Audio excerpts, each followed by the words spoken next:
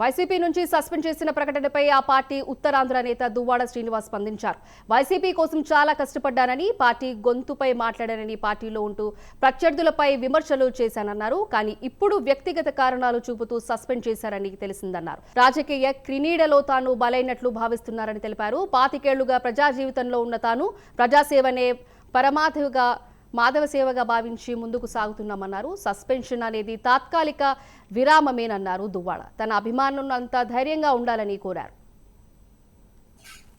Party నాకు అందించినటువంటి సహకారం, రాజశేఖర్ రెడ్డి గారితో అడుగులు వేసిన నేను, జగన్మోహన్ రెడ్డి గారితో నడుస్తున్న నేను, నా హృదయంలో జగన్మోహన్ రెడ్డి గారు ఇప్పుడు కూడా చిరస్మరణీయులు.